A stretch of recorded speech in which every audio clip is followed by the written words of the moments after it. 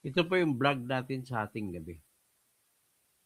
Pag-usapan natin sa ngayon kung bakit magbablog ako ngayon. Napaka-importante. Dapat ba malaman ito yung kaibigan kong si Malo, si Gloria, kung bakit ako dapat mag-vlog sa ngayon. Ang balita ko pa sa inyo ay si Attorney Kaufman na magaling na abogado ni Duterte ay nagpaalam na siya sa ICC na aalis na siya bilang abogado ni Duterte. Despite the sterling performance, magaling ang naging trabaho pinakita ni Attorney Kaufman. Napakagaling. Not an ordinary lawyer can do it. So, pero ang kontrata niya ay hanggang March 31, 2026 lamang.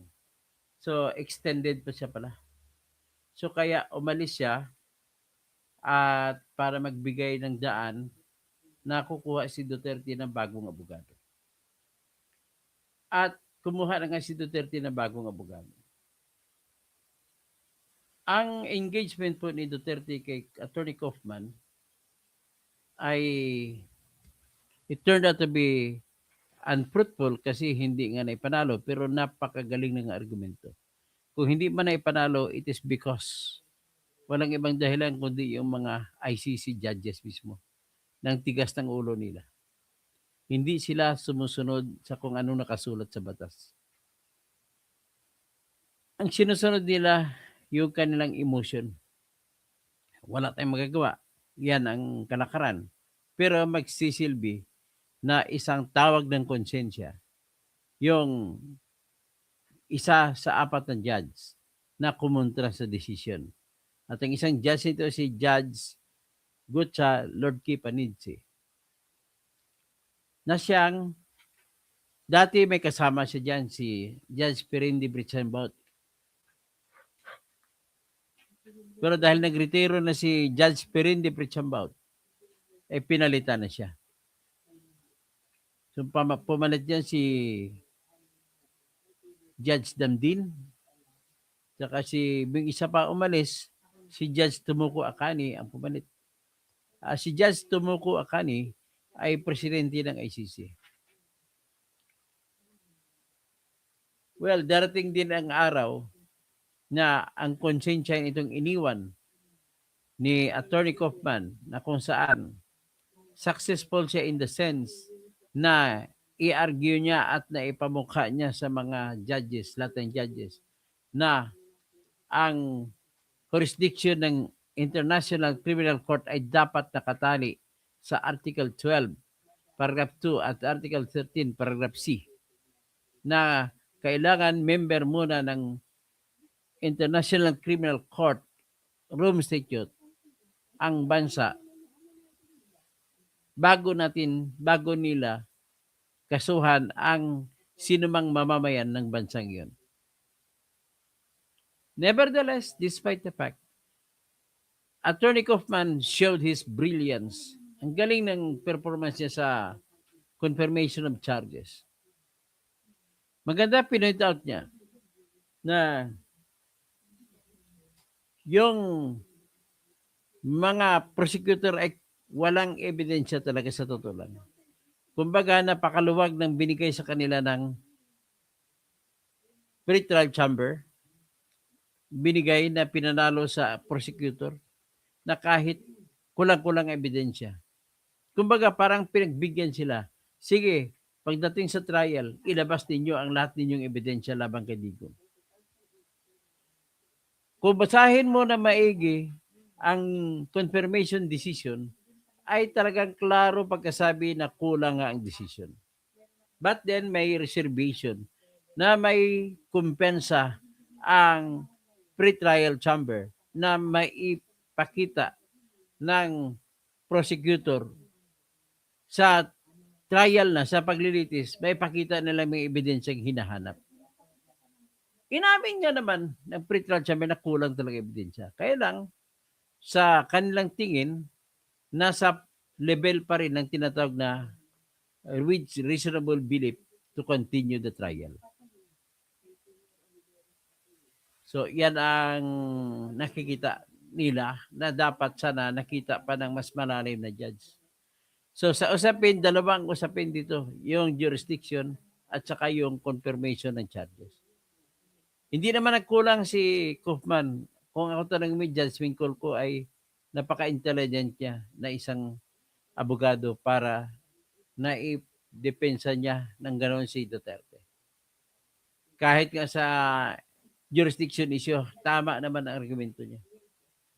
Pero sa akin lang sana, humihingi ako ng yung hindi pa na na-explore, hindi pa na na-testing na motion, na request for lack to declare lack of jurisdiction by reason of the fact na hinuli siya sa Pilipinas na walang warrant of arrest.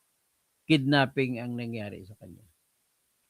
Pwede magagamit yon sapagkat may dalawang desisyon na pwede mo makana-caliber ng international law. Yung kaso ng US versus Toscanino ay dinukot siya sa Uruguay, parang kagaya kay Maduro, dinukot sa Venezuela. Drugs din ang kaso. Pagdating sa New York, sa Amerika, ay pinakawalan ng New York court si Toscanino dahil hindi ayaw nila mag-trial ng tao na kinidnap. Ganon din ang nangyari kay Ibrahim. Pinakawalan ng South Korea court sapagkat hinuli siya ay kidnapping din.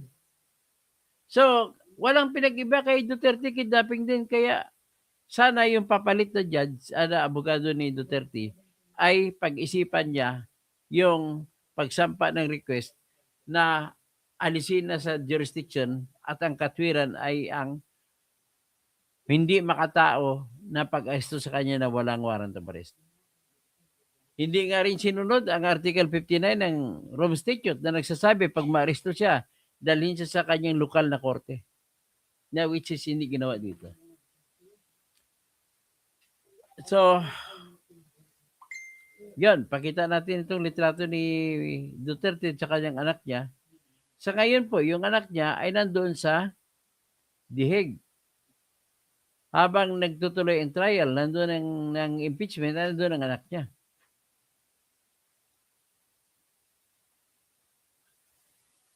So magbibigay siya ng suporta at hindi niya binanggit ni Sara sa kanyang ama na inimpeach na pala siya. Hindi niya binanggit. Mas gusto pa niya manatili na hindi nagwo-worry ang ama niya. So, siguro, yan lang naman ang latest natin dito kay Attorney Kaufman. At thank you very much, Attorney Kaufman, for the brilliant performance. You showed your brilliance. You are a super attorney. Maraming salamat po sa iyo, Attorney Kaufman, from the Filipino people who love Duterte. We thank you. We thank you. We cannot say, we know thank you is not enough to express our debt of gratitude to you, Attorney Kaufman. Umalis na siya. May bagong kinuha. Kasi kahit na nag-expire kontrata niya, pwede naman baguhin yun. Okay? Hanggang dyan lamang po tayo. At ito lamang, let's just pray that the event in The Hague will not affect the impeachment proceedings against his daughter, Sara Duterte, na minamahal natin. So, sana, yan ay magbigay swerte despite the fact na hindi mo naman makonsider talaga na swerte yun. So, I just hoping na magbigay ng swerte. So, with this, patugtugin natin ang kanta ni Sara.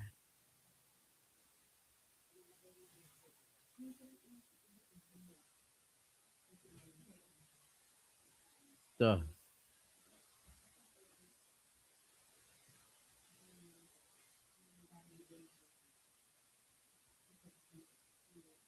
Sara, Sara, wala nang iba. Sara, Sara lang pag pag-asa. Sara-sara, siya lang makapakulong. Mga kontraktor ubusin niya, si BBM Sandro ikulong niya, si Tamba Zaldi ikulong niya. Tapang at malasakit ibalik, para bayan ay manahimik. Durugin ang sindikato sa korte, sa DPUA, sa DS Void, sa PhilHealth. Ito naman.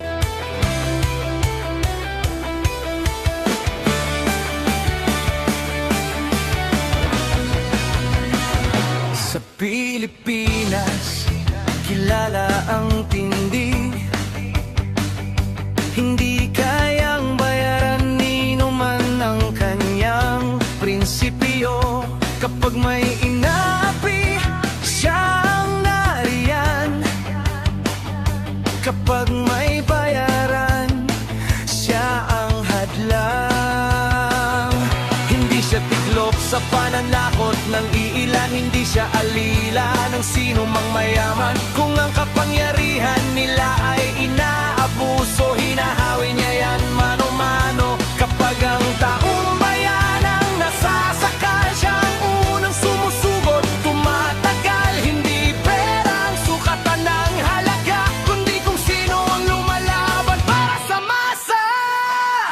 Totoo kasing tirador, totoo kasing tirador, kakampi ng naaapi, kalaban ng sakim na mandarambon. Totoo kasing tirador, totoo kasing tirador, hindi kayang bilhin ang puso niyang matibay.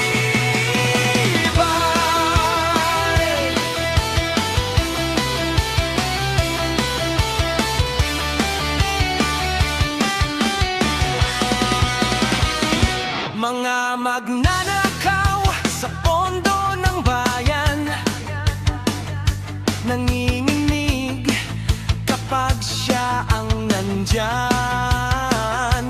Bawat piso, bawat sentimo, kailangang sagutin sa mata ng tao.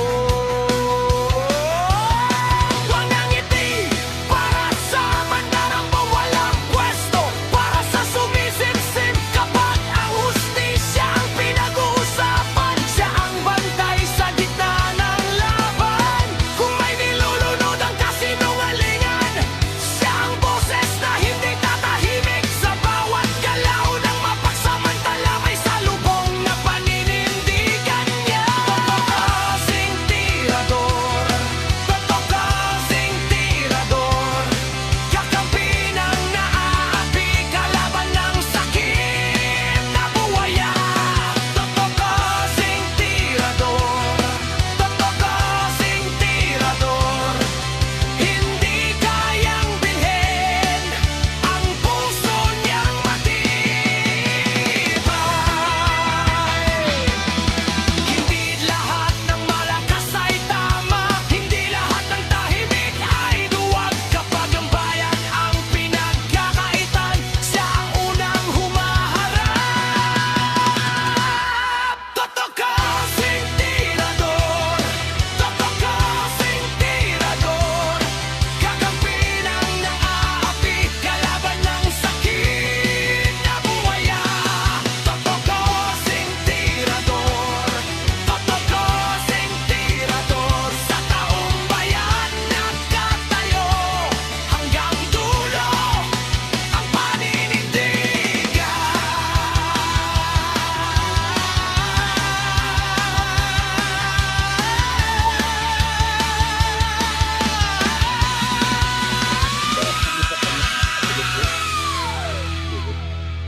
Yan po ang pwede pa tayo isa pang kanta. Pero ino lang po ang istorya dito.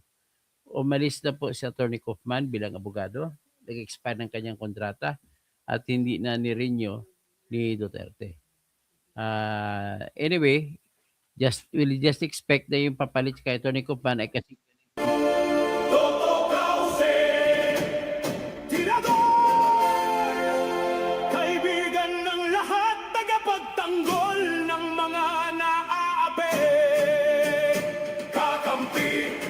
ng mamamayan, laban sa mga tiwaling tao sa lipunan. Totoo mirador, walang sinisino, mabuting kaibigan, mahirap na kaaway. Walang takot, isigaw ang katotohanan. Buhay niya ay tataya para sa inang bayan. Toto Kausing, Toto Kausing. Yan. Okay, maraming salamat po at paki-like na po.